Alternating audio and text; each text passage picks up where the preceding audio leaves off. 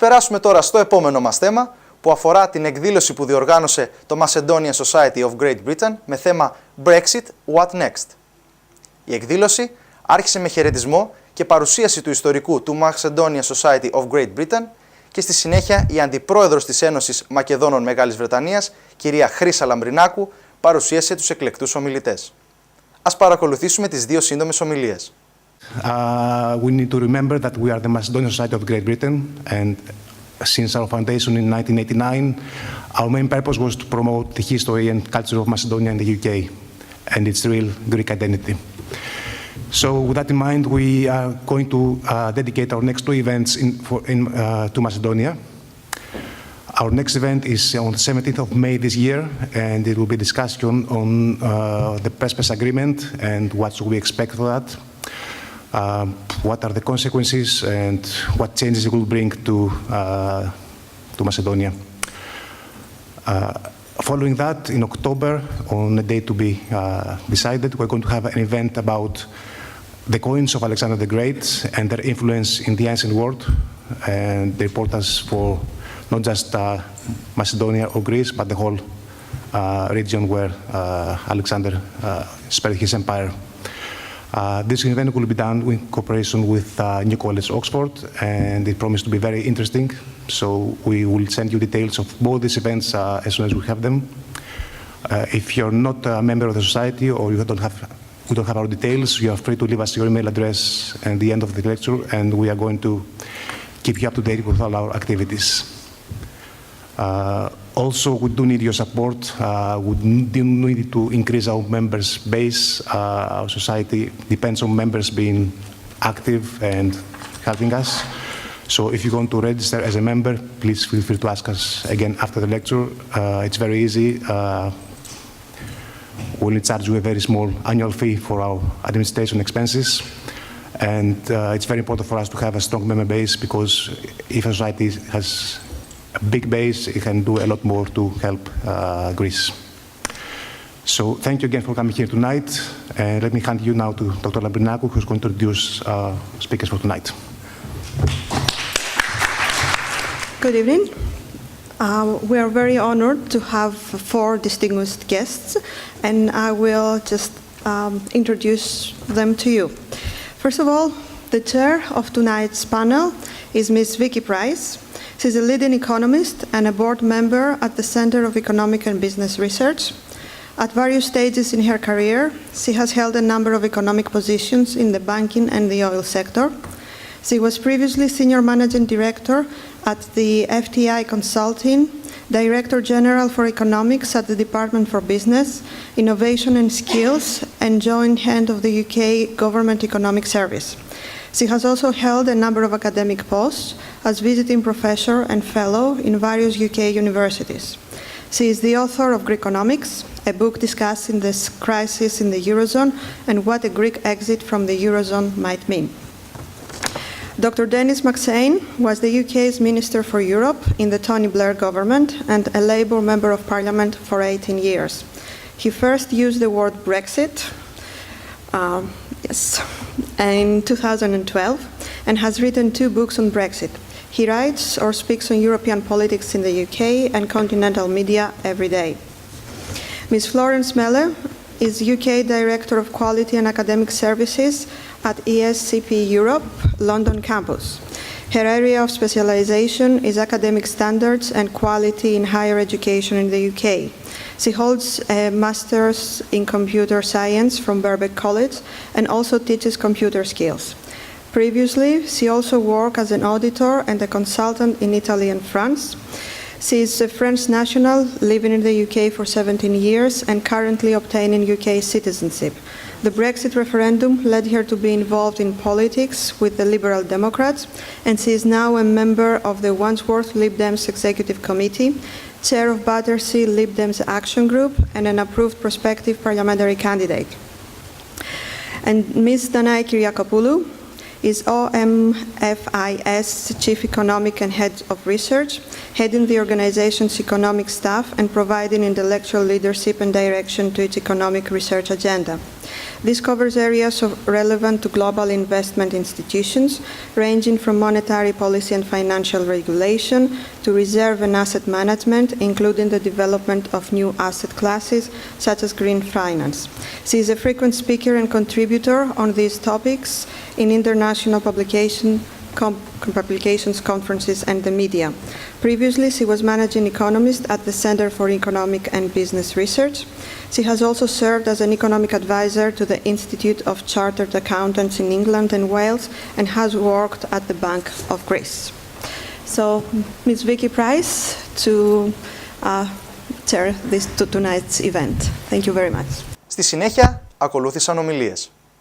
Στο πάνελ προέδρευσε η διακεκριμένη οικονομολόγος Vicky Price, την οποία πλαισίωναν η οικονομολόγος Δανάη Κυριακοπούλου, ο πρώην Υπουργός της Βρετανίας στην Ευρώπη Denis MacShane και η Florence Mele. Η κυρία Price έκανε ένα σύντομο χαιρετισμό και έδωσε το λόγο στο μοναδικό άντρα του πάνελ, Denis MacShane. Ας παρακολουθήσουμε ένα απόσπασμα από την ομιλία του. It is a very timely event because of course there have been all these votes this week. I know that a number of Greeks have been trying to understand what's happening. I've been speaking to my family. I've done the odd radio interview. Well, I can tell you they're probably even more confused than they were before because the events of this week have been quite extraordinary. And who best to start us off but the Minister for Europe, Denis MacShane. So what we'll do is I'll go straight to Denis. As you will notice, this is an all-women panel, but we made an exception for Denis, and I hope he doesn't mind that. So Denis, if you can start, and then I will move to, I think it's going to be Danaï afterwards, and then Florence at the end, and then we'll come back with some comments. I'll come back with some comments, and then we will open it up to questions. So Denis, over to you. Thank you very much, Vicky. It's lovely to be at the Hellenic Centre and always lovely to be with the great friends from the Macedonian Society. Now, Brexit is like a giant tube of superglue that every day is squeezed into the machinery of government, into politics, into business, and it's gumming everything up into a giant Gordian knot. But unfortunately, Theresa is neither Alexander nor great, and Jeremy Corbyn's a bit old to hold up a sword and cut the Gordian knot. So this is our problem. We have absolutely no leadership available to sort this disaster out for us. There's no Winston Churchill, no Roosevelt, no. We've got Boris Johnson somewhere, so we just have to make do with him. But first, a very important public sector announcement, service announcement, dear friends. Britain has to import all its soft tissue paper. We don't really have a proper paper industry in this country. The soft tissue paper is used in a very important commodity called toilet paper. And there's only 1 day's stock of toilet paper in Britain. So if Brexit really does cut communication in the commercial sense, lorry sense with Europe, please just be prepared. But everything you do, a contract signed for insurance policy, for a banking, for an investment policy, could be worthless overnight because we will have left the protection of the common law which governs our relations with all our 27 neighbouring European Union countries and their relations with us. This is how serious it is. I'm trying to get from Paris back to London next week. There are no trains from Paris to London before Tuesday because there's a small strike of the customs control people in Paris. But that multiplied 100-fold. Lidl, for example, the supermarket chain, has 1,300 lorries that arrive every day in Dover from its different depots in Europe for what's called just-in-time delivery. If those have to be checked even for 1 minute each, that is a queue going back 50 kilometres very quickly. So the Europeans will, I don't like the term Europeans, I mean there are 27 sovereign governments. It's Mr. Macron, it's Mrs. Merkel, it's Mr. Sanchez in Spain, it's Mr. Rutte in Denmark, Mr. Tsipras for the time being in Greece. They will take a collective decision next week on what to do. I think probably they'll offer some kind of an extension, but a very short one. Mr. Juncker said it could go until the 23rd of May. That's a 6-week extension. Well, friends, 6 weeks ago, well, what was that? The beginning of February, and Britain was unable to take a decision on Brexit then. Our MPs know what they don't want. They don't want no deal. Some of them don't want no Europe, don't want Europe, but they don't know what they do want. And there's no leadership either from Mr. Corbyn or Mrs. May, no Alexander to cut that Gordian knot. So the Europeans as a whole are helpless. There's not a concession they can make. There's not a final deal at 5 to 12 on the last day, like in a business deal or in many other negotiations. No. I mean, Europe is what the Germans call eine Rechtsgemeinde, a community of laws. And you can't simply say to a country, you can ignore the laws you don't want. I mean, I bet you there are a lot of people in Greece who love to have ignored European obligations, but the Greeks decided in referendums. I mean, I think the handling of it was awful from Brussels. But nonetheless, I think Greece was right to say, no, we're not going to go back to the drachma, no, we're not going to quit the European Union, despite the immense pain and difficulty. You know, I saw it with my own eyes, and I hope soon, bit by bit, Greece will come out of the last dreadful, one of the worst 10 years in Greek history, other than in times of absolute conflict. And so we are facing a very difficult time across the whole of Europe. Brexit doesn't help. I just hope that Mrs. May will wake up one morning and decide that she is prepared to compromise, and we can then move at least to consider a new referendum, to consider negotiating with Europe in a way that does the minimal economic, social, cultural damage to keep free flow of people, free flow of goods, free flow of money, services between the United Kingdom and the rest of Europe. Στη συνέχεια, η κυρία Price έδωσε το λόγο στην οικονομολόγο κυρία Δανάη Κυριακοπούλου, η οποία έκανε την τοποθέτησή της για τις πιθανές οικονομικές επιπτώσεις της εξόδου της Βρετανίας από την Ευρωπαϊκή Ένωση και τις οικονομικές συνέπειες που θα έχει η χώρα αν πραγματοποιηθεί το Brexit. I will now turn to Danae to tell us a little bit about her view of how the Europeans are looking at this and also a little bit about the financial sector. Thank you, Vicky, and thank you, Dennis, also for these remarks. To give also my 2 cents on the short-term politics, I think I agree we'll have quite a period of uncertainty, and the core issue is that there is no unity around what the UK wants. There is no unity on what Parliament wants, what the public wants, and I think that's making the solution very difficult. But I don't think a hard Brexit or a no-deal situation is a likely scenario. I think it's still a very unlikely scenario. Out of the scenarios that we're seeing, all carry low probabilities, but I think no deal, for the reasons also that Dennis outlined, that is in no one's interest, it's a lose-lose situation, is not something that we are likely to see, but it could be an accident, again, as we heard. I think an extension is the most likely thing we will see. Now, for how long that will be, there is legal issues around this as well, because there's the European Parliament elections taking place in May. Currently, there are no provisions for UK members of the European Parliament to be elected in those elections, so that would need to be changed if we saw an extension beyond July, which is when the next European Parliament take their seats. And then I wanted to talk also about the future of the EU without the UK.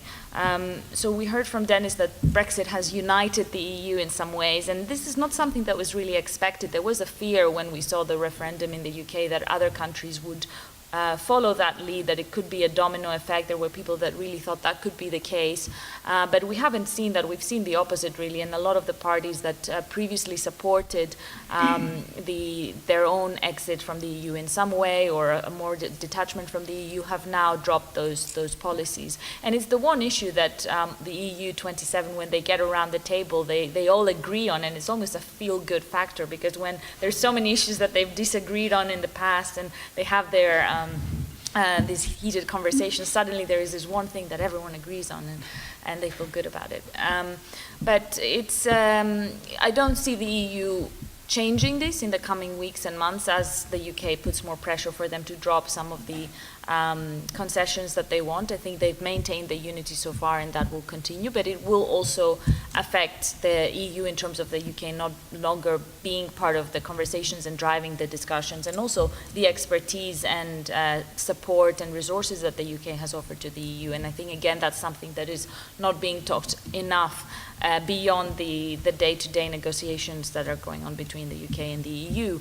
So in areas in the financial sector where I specialize, for example, one of the things that the UK was driving very much was how do we deepen integration of capital markets across Europe, and that's something that one may say will still continue without the UK, but the UK's absence is forcing countries that were supporting these kind of policies to rise more and to express their opinions more strongly, because the UK is now leaving this vacuum that will have to be filled somehow. There is some expectation that countries such as Germany and France will now be driving more of the agenda within Europe, with the UK being the other big country that was previously very active. In some ways, the UK, under, for example, George Osborne's chancellorship, was not really driving that. It was more about how do we get the best for the City of London. So from that perspective, perhaps there won't be that much of a change. But all these reforms that focus more on the euro area will be more important, because the euro area countries will now form a much bigger majority of the European Union as a whole, and Poland will perhaps be the only non-euro country that is of significant size, and at the moment it also has tensions with the EU over other issues in terms of social values and so on. And there is certainly more risk of crisis. I think we heard earlier about the growth rates being lower.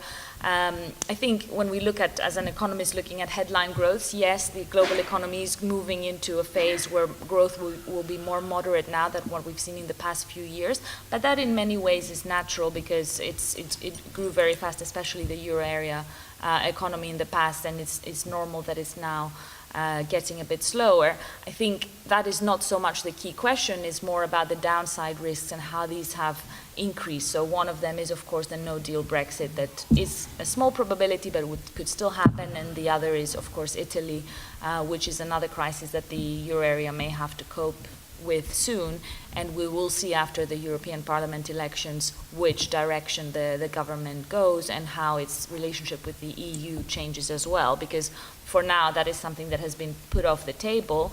The European Union itself does not really want to have tensions with Italy right before the European elections, because that could also embolden Eurosceptic parties, but it's something that we could see after the summer. And I think also the absence of UK MEPs from the European Parliament will also be important. The UK's main right-wing party, the Tory party, was not sitting with the main conservative party of the European Parliament. That was a decision under David Cameron to join the more far right. So I think that will also changes the arithmetic of the Parliament, and curiously enough, because of the UK leaving, we may see a less of a shift to the right from the European Parliament in the elections than we would have seen otherwise. Στη συνέχεια ακολούθησε η ομιλία της Florence Mele, η οποία σαν εκπαιδευτικός σε ανώτατα εκπαιδευτικά ιδρύματα αναφέρθηκε σε θέματα που αφορούν την εκπαίδευση αν η χώρα αποχωρήσει από την Ευρωπαϊκή Ένωση. Αμέσως μετά ακολούθησαν ερωτήσεις και συζήτηση για το κοινό, το οποίο είχε κατακλείσει στην αίθουσα του Hellenic Center, ώστε να παρακολουθήσει τους έγκριτους ομιλητές και να εκφράσει τις ανησυχίες τους. Ας παρακολουθήσουμε πρώτα αποσπάσματα από την ομιλία της κυρίας Florence Mele και στη συνέχεια κάποιες από τις απαντήσεις που έδωσαν οι ομιλητές σε ερωτήσεις του κοινού. Okay, now we'll move to Florence, and then we'll come back to some of these issues that you two have raised, and what Florence is going to say at the end of Florence's presentation too. Thank you.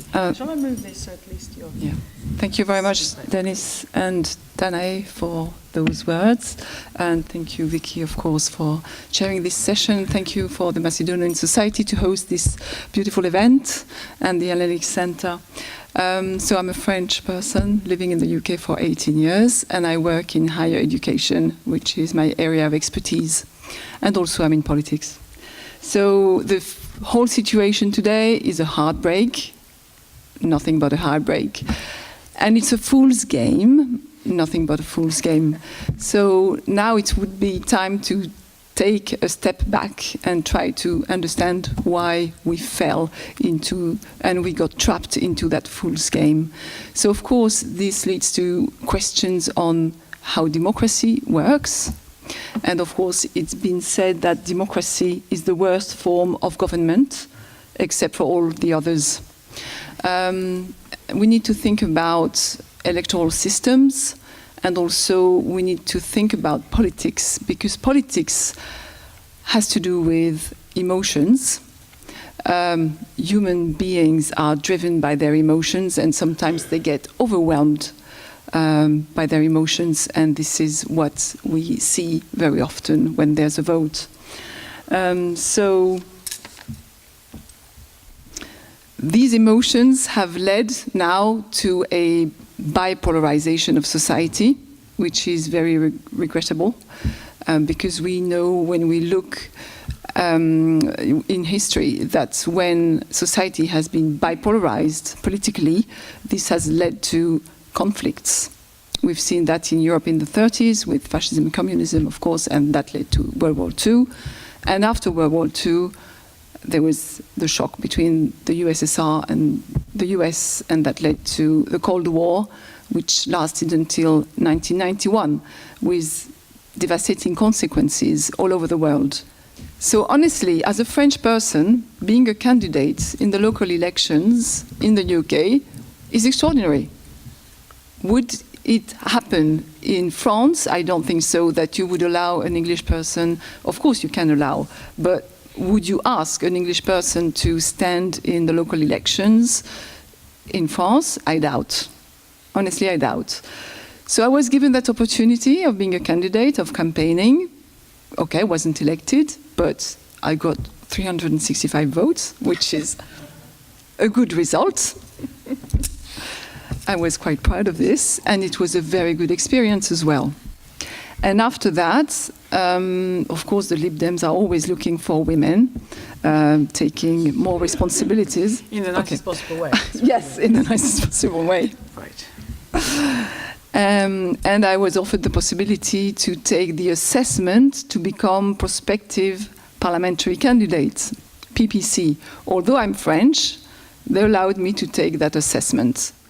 Of course, people can have their views, but this isn't really a debate from that point of view. So we haven't come here to have a sort of an argument between us. A few people were chosen, brought together, mainly because they have we're partly Greek and French. So we come at it from a particular viewpoint. So there are a lot of debates one can go and listen to, and actually the debate happens here in terms of your views. So we didn't come to sort of argue between us. So that's not the issue. But I think a number of the points are incredibly legitimate that you're making, and you have seen that certainly we have both we've said how optimistic, in fact, you are about staying here, irrespective of what happens, and how open we all think that the UK economy, in fact, has been to foreigners, to the Greeks who are here. So it is a place we all want to be in, frankly, irrespective of what happens in the future. So that's a really positive thing. But in terms of some of the details, you're absolutely right. In terms of the no deal,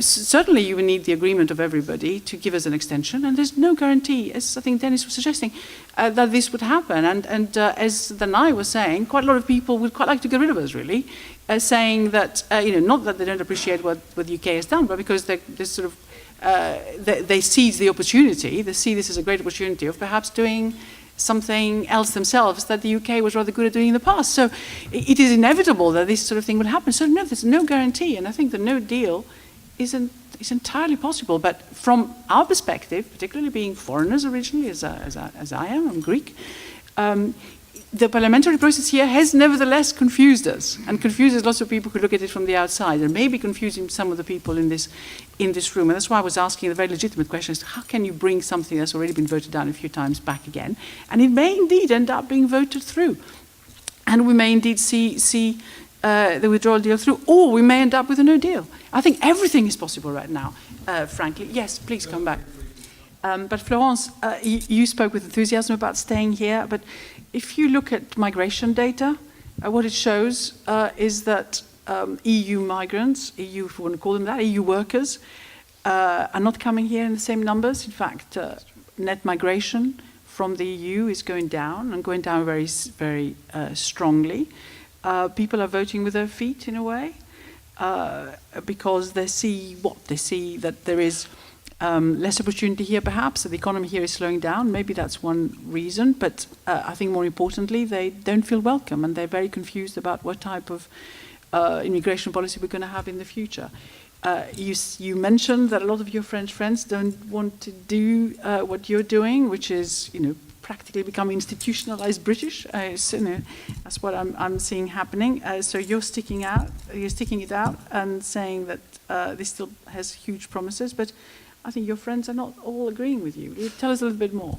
Well, as regards the French community in London, yes, many people are leaving, many people have already left, many people are thinking of leaving very soon, but you still have many people coming in as well. You still have a quite dynamic job market in London that's open still to EU nationals. Although I've seen this week job advertisements mentioning not open to EU nationals relocating in the UK. So yes, there's already a limit to what the job market is doing. So as regards the number of French nationals in the UK, it's stable. I've checked with the French consulate last week. So migration and immigration just... So yes, net stable. Net stable, yeah. I haven't talked about higher education, which is my area of expertise. Of course, Brexit is threatening higher education, which is a pity because I'm so lucky I work in higher education. Higher education changes people's lives. And I've seen so many students' lives being completely changed by their stay in the UK. So the impact on higher education is in mainly three areas: student mobility, the Erasmus project. I don't know if you've heard of the Erasmus project that allows students to move from one place to the other. This is going to be threatened by Brexit, obviously. And then, of course, in UK universities, you have many EU staff, and many professors have already left, actually, in very famous universities in London. And that causes a problem. Recruitment of academics is becoming a problem here in the UK. And this will have an impact, of course, on quality. And then, of course, it's research funding. Research in the UK is done within universities, and the money funding research comes from the EU. It comes from Horizons 2020 or other such schemes, and everybody's very worried about the future of research in the UK. UK research has really led in many, many disciplines, so we may question what is going to happen to UK research. Another issue is fees, student fees. What's going to happen to EU students? And my understanding is that EU nationals will have to pay the same fees as non-EU nationals, which is 3 times what UK nationals would pay. And this, of course, will affect migrations and will affect students' lives, because, of course, if you plan to study a bit in the UK and then a bit in another country, and you're faced with £20,000 fees, obviously you're going to make different decisions regarding your studies, which is quite regrettable. Ολόκληρη αυτή την ενημερωτική εκδήλωση θα σας την παρουσιάσουμε προσεχώς στην εκπομπή με το φακό του Hellenic TV.